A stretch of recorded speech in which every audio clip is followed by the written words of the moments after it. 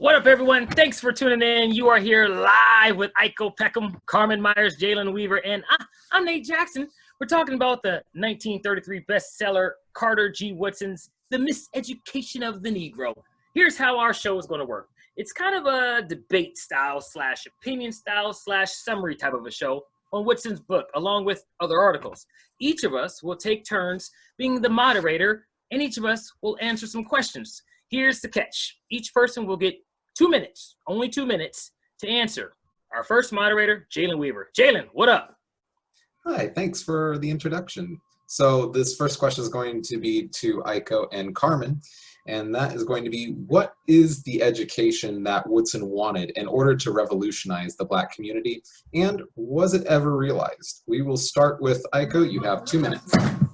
Okay, so the education that Woodson wanted in order to revolutionize the Black community, framed in the most relevant terms for us as educators, is basically to move away from miseducation, which most simply put is the white-centered education, and to move towards a truer education, which centers the Black community as well. So Woodson wanted a program of uplift for the Black community based on the scientific study of the Black community to develop the power to do for themselves what their oppressors will never do to elevate him or her to the level of others. So Woodson wanted to do this first with the centering of Black African voices and their contributions in all of the fields of study. So this is religion, literature, math, sciences, you name it. And this is important because students need to matter. And that's really difficult for them in a context where they're being sold a false narrative, where they're being underrepresented. And was it ever realized? The yes and no. Yes, but in a very limited way. It's a very limited scope. So in the present day, we do hear some Black voices in our education system, but usually it's just in history, and it's usually centered just around civil rights. And even with that small scope, we're only seeing small, just certain points of view, not everyone. We're not even getting a variety in those small scopes. So thank you very much.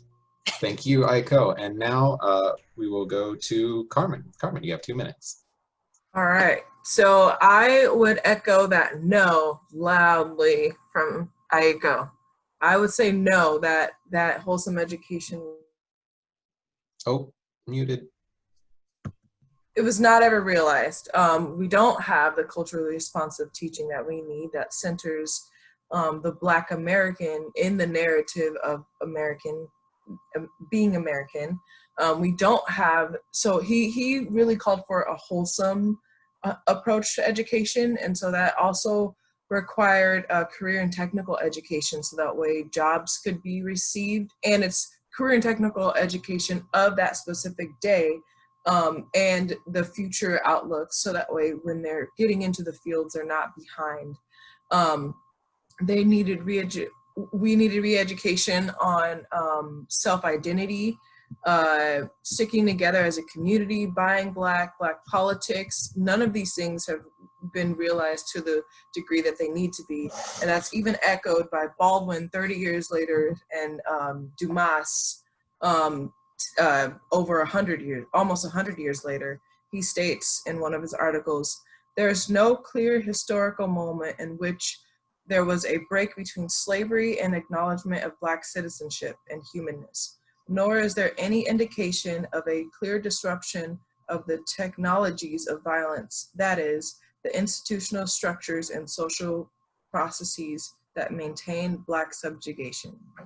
And since there hasn't been that as a collective, when desegregation happened, all it did was mask all of the issues that the Black community had in a different way. So nothing has not much has changed. The education that Woodson called for has not been realized. All right, thank you very much, Carmen. And now our moderator for the second question will be Aiko. So our next question is, has the quality of teachers changed to adequately prepare Black children for the revolution that needs to happen for Black America? Our first speaker is Carmen. All right, so firstly, just want to clarify once again what that revolution was that Woodson called for. He wanted specifically educators to prepare Black students to thrive in a white world, not by compliance, not by blind compliance, not by integration. Actually, he was very much okay with the segregation that existed, because he didn't see how integration would result in equality, which is what we see today. He called for educators to be culturally responsive, and that meant centering the Black narrative, centering the Black student. As I stated before, up-to-date career and technical education was needed, knowing self and having pride, but also not being taught to be white in a white world, but being Black in a white world in such a way that you can thrive and not be subject to the system. And secondly, I think yes and no, we have reached this goal as far as educators. Yes, there's more people awake. There's more people that are reaching and desiring to be culturally responsive teachers, like all of us. There's more teachers aware of like the wealth gap and the other inequities that exist. But I think at the same time, no, because that culturally responsive teaching is individually decided, and a lot of teachers are still not aware of the depth of the inequities. Also, I think that desegregation in a lot of ways gave better access to school, but it also led to still greater segregation, and these financial inequities still exist. And that's talked about in Dumas's article. Thank you. Okay, thank you, Carmen. Next up is Nate. All right, Aiko, I hope you have your timer getting going, because I don't know if I'm gonna make it. All right, well, the revolution for Black America is equality with an education system. We all know that. And to my surprise, after reading Woodson's book, the education system back in 1933, it's not much different than it is today. In fact, Woodson said that teachers back then taught only about, guess what, white America. And they didn't teach on African pride, African literature, or the intelligence of Africa. Check this out.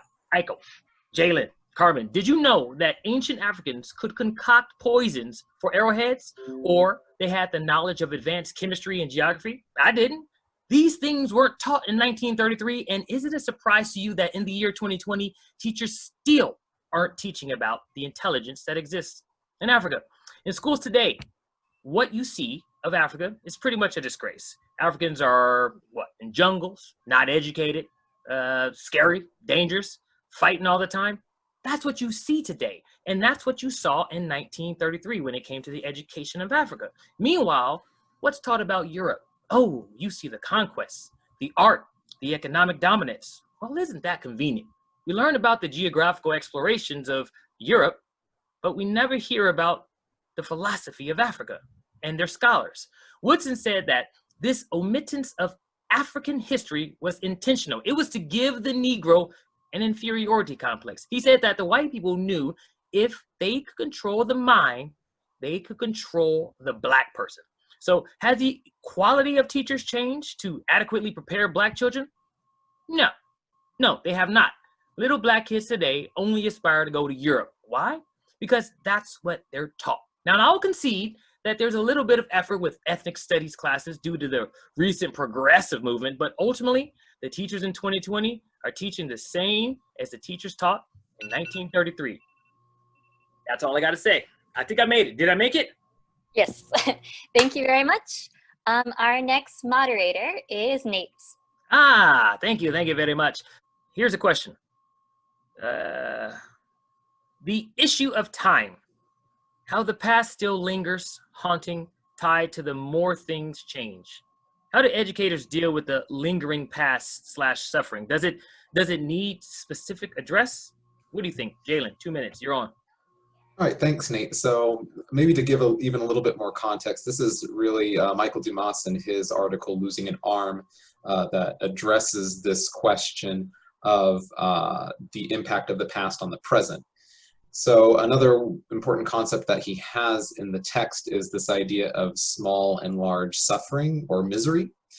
And the terms are relatively self-explanatory. The large suffering, large misery would of course be the particularly traumatic past of slavery, but the small suffering, misery are more daily occurrences that accumulate over the course of time. And what he is trying to say is that instead of trying to compare one to another, because this tends to be a favored argument, a favorite tactic of certain people who want to say that there's no longer racism, is to compare the two, that because there's no longer slavery, that we've done our job with equality. But really that's not the case. What he's arguing is that we need to actually draw a genealogical connection between the large and small suffering. And in addition to that, that schools themselves can be the site of these small sufferings. He actually draws on the experiences of different people with desegregation in Seattle and how that process, which actually he himself took part of, and he gives a little bit of an example of his own experiences of how it was really the small daily things that kind of added up to this. So part of the biggest part of trying to deal with this lingering past, this idea of haunting that he brings up multiple times, is really starting with the basics of recognizing it, of recognizing that the past still has a really big impact on the present. He actually frames the whole article based on one of Octavia Butler's book, The Kindred, in which the main character actually loses her arm in the past while she's time traveling between the past and the present to highlight this. Oh, right, in 2 minutes. All right, Aiko, you ready? Yes. And you are going. Okay, so does it need to be addressed? A short answer is yes, it needs to be addressed. We always need to meet our students where they are. We always need to see our students, and we always need to meet our students' needs equitably. And also, it needs to be addressed because, one, the past, especially that of suffering, is never really in the past. And two, the suffering is happening now. It's not just in the past. Children of color are suffering in our schools now. So I think the term spirit murdering is so important, especially now, because it labels and shines a light on the racism beyond the physical, and it shines a light on the racism that robs students of color of their humanity. So this murders their sense of safety, acceptance, nurturing, value, all of that stuff. And so how does the teacher deal with this past and also the now?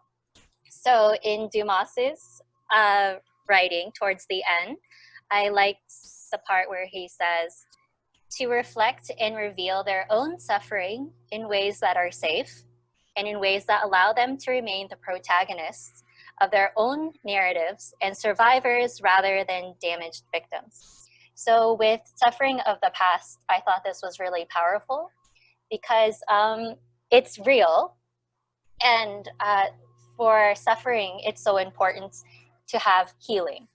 And for healing to happen, you have to talk about it. And not only talk about it, you need to feel safe in order to do that.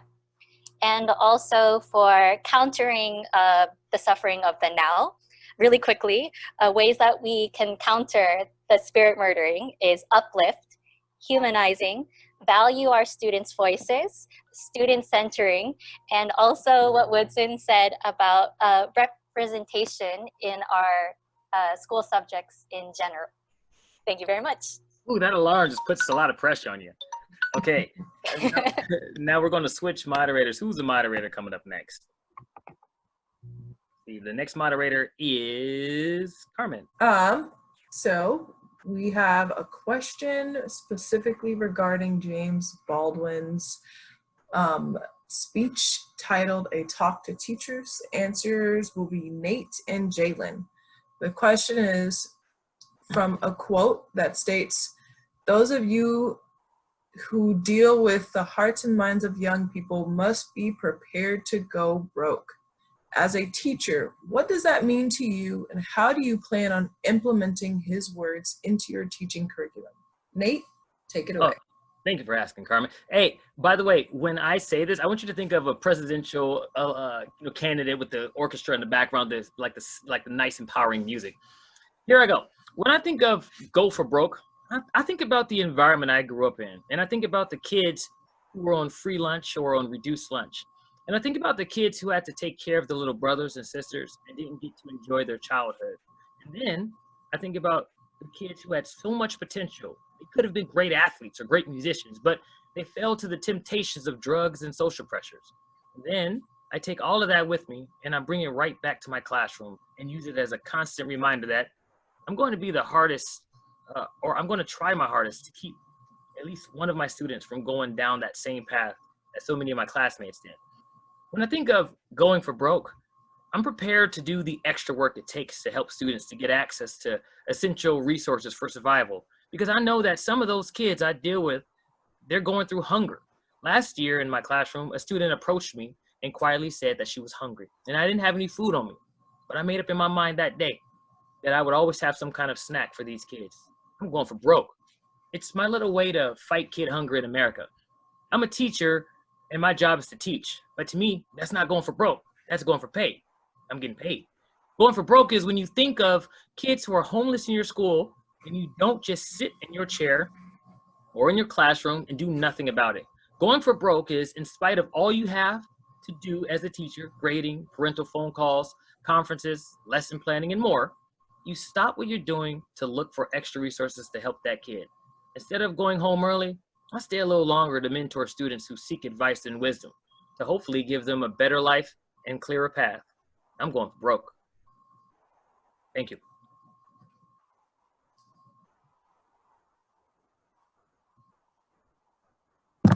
All right, Jalin, take it away.